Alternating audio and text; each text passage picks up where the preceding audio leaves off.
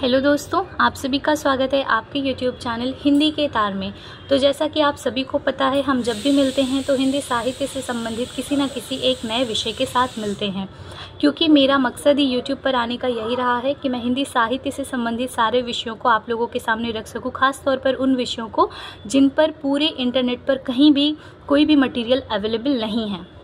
तो गीतावली एक ऐसा ही विषय है और इस पर काफ़ी डिमांड भी रही है। तो आज हम लोग इस वीडियो में गीतावली का प्रतिपाद्य भूमिका के साथ जानने का प्रयास करेंगे। और दोस्तों, मैं आप लोगों को बता दूं, अगर वीडियो अच्छी लगती हो तो आप लोग अच्छे अच्छे कमेंट्स किया करो, मुझे अच्छा लगता है, मुझे प्रोत्साहन मिलती है। तो चलिए फिर आज हम लोग गीतावली की भूमिका जानते हैं। और साथ ही साथ यह भी मैं बता दूं कि यह बहुत ही सहज और सरल तरीके से लिखा गया है। आप लोगों के सामने प्रस्तुत करने का प्रयास किया है मैंने, जिससे आप लोगों को बहुत आसानी से ये भूमिका समझ में आ जाए और आप लोग गीतावली से संबंधित किसी भी प्रश्न के उत्तर में इसको आसानी से लिख सकें।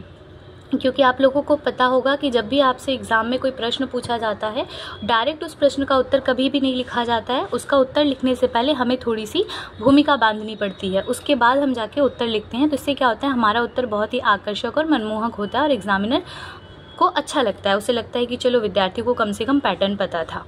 तो आइए चलिए फिर हम लोग भूमिका की ओर बढ़ते हैं और जानते हैं कि गीतावली की भूमिका क्या है, जिसे आप लोग आसानी से किसी भी प्रश्न के उत्तर में डाल पाओ। किसी भी प्रश्न के उत्तर में कहने का तात्पर्य है गीतावली के किसी भी प्रश्न में, ठीक है। तो क्या है इसकी भूमिका? गीतावली गोस्वामी तुलसीदास जी द्वारा रचित एक महत्वपूर्ण काव्य ग्रंथ है। इस ग्रंथ की रचना लगभग 16वीं शताब्दी के आसपास मानी जाती है। इसकी रचना ब्रज भाषा में की गई है। यह रचना उनकी अन्य प्रसिद्ध रचनाओं जैसे रामचरितमानस, विनय पत्रिका, कवितावली आदि के समान ही राम भक्ति को केंद्र में रखती है, किंतु इसकी विशिष्टता इसकी गीतात्मक शैली में है। तुलसीदास ने इसमें श्री राम के जीवन चरित्रों को गीतों के माध्यम से अत्यंत सरस, भावपूर्ण और भक्तिपरक ढंग से प्रस्तुत किया है। इसमें उन्होंने राम कथा के विभिन्न प्रसंगों को छोटे छोटे गीतों के रूप में बांधा है, जिसके कारण यह रचना संगीतात्मक एवं भावमय बन गई है। तुलसीदास ने गीतावली में रामायण के प्रमुख प्रसंगों को गीतों के माध्यम से अत्यंत भावपूर्ण और रमणीय शैली में प्रस्तुत किया है। यह रचना कुल 328 पदों में विभक्त है और इसमें रामचरितमानस का बाल कांड से लेकर उत्तर कांड तक का क्रमबद्ध वर्णन है। तो आप लोगों ने देखा भूमिका, और ये बहुत छोटी सी है भूमिका, ऐसी ही छोटी सी लिखी जाती है। अब हम लोग गीतावली का प्रतिपाद्य जानने का कोशिश करेंगे और साथ ही साथ मैं आप लोगों को बता दूं, गीतावली से संबंधित जो भी छोटे प्रश्न बन सकते हैं 5 नंबर के लिए, उन सारे प्रश्नों का उत्तर मैं पार्ट वाइज लेकर आऊँगी। और ये हमारा पहला पार्ट होने वाला है प्रतिपाद्य। उसके बाद हमारा उद्देश्य, मूल भाव और मूल्यांकन, ये सब होगा। परंतु अगर आपको 10 नंबर और 15 नंबर के अकॉर्डिंग उत्तर चाहिए विशेषता वगैरह के साथ, तो भी आप लोग कमेंट सेक्शन में बताइएगा, मैं उसके अकॉर्डिंग भी गीतावली पर प्रश्न के साथ उत्तर लेकर आऊँगी, ठीक है। तो चलिए फिर हम प्रतिपाद्य की ओर बढ़ते हैं और जानते हैं गीतावली का प्रतिपाद्य क्या है। गीतावली का प्रतिपाद्य।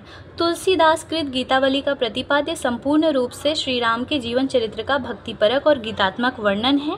इस ग्रंथ में तुलसीदास ने राम के बाल्यकाल से लेकर राज्याभिषेक तक की संपूर्ण कथा को छोटे छोटे गीतों के रूप में प्रस्तुत किया है।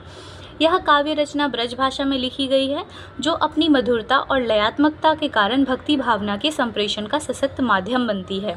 गीतावली में राम का जन्म, बाल लीला, विश्वामित्र संग वनगमन, जनकपुर आगमन, सीता स्वयंवर विवाह, वनवास, सबरी भेंट, सीता हरण, राम रावण युद्ध तथा राज्याभिषेक आदि सभी प्रसंगों को अत्यंत कोमल भावनाओं एवं गीतात्मक शैली में वर्णित किया गया है। यह केवल कथा का संकलन नहीं है, बल्कि प्रत्येक प्रसंग में निहित भावों जैसे प्रेम, करुणा, वीरता, त्याग और भक्ति आदि का गान किया गया है। तुलसीदास ने इस ग्रंथ के माध्यम से राम के आदर्शों को जन जन तक पहुंचाने का प्रयास किया है। उनका उद्देश्य था कि श्री राम के गुणों और चरित्र से समाज को नैतिक और आध्यात्मिक प्रेरणा प्राप्त हो। गीतावली में राम भक्ति की अनुभूति, सीताराम के पवित्र प्रेम और हनुमान सेवा की भावना और राम राज्य की कल्याण को भी सुंदरता से गूंथा गया है। अतः इस प्रकार गीतावली का प्रतिपाद्य न केवल श्री राम के जीवन की घटनाएं हैं, बल्कि उनके माध्यम से धर्म, भक्ति, मर्यादा और प्रेम के आदर्शों का भावपूर्ण प्रस्तुतिकरण है, जिसे तुलसीदास ने गीतों की माधुर्यपूर्ण शैली में सजाया है। तो इस प्रकार से आप देखिए प्रतिपाद्य में भी जो है पूरी की पूरी हम कह सकते हैं एक हिसाब से जो गीतावली है वो एक्चुअल में है क्या, गीतावली जो है वो जो संपूर्ण रामायण रही है तुलसीदास जी ने रामचरितमानस की रचना की, और रामचरितमानस जो है वो बहुत बड़ी और मोटी पुस्तक हो गई थी, तो उसी को आधार बना करके इन्होंने गीतावली की रचना की। जिस प्रकार से रामचरितमानस में इन्होंने पूरी की पूरी राम कथा को वर्णित किया है, परंतु बहुत विस्तृत रूप में, वैसे ही इन्होंने गीतावली में भी पूरी राम कथा को वर्णित करने का प्रयास किया, परंतु छोटे छोटे पदबंधों के माध्यम से, छोटी छोटी पंक्तियों के माध्यम से, बहुत विस्तृत रूप में नहीं, परंतु सारे कांडों को इन्होंने इसमें समाहित किया है। ये है इसका संक्षिप्त रूप और संक्षिप्त प्रतिपाद्य। तो मैं आशा करूँगी कि आप लोगों को समझ में आया हो, क्योंकि बहुत ही सहज, सरल और संक्षिप्त रूप में, या कह सकते हैं आप सरल भाषा में आपके सामने मैंने रखने का प्रयास किया है।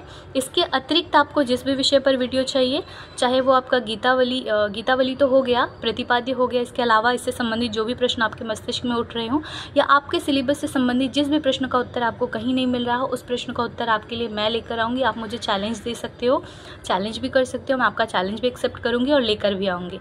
अगर वीडियो अच्छी लगी हो तो वीडियो को लाइक करें, और चैनल पर नए आए हो तो चैनल को सब्सक्राइब करें, और नई हिंदी साहित्य से संबंधित वीडियोस पाने के लिए मेरे चैनल हिंदी के तार पर बने रहें। धन्यवाद।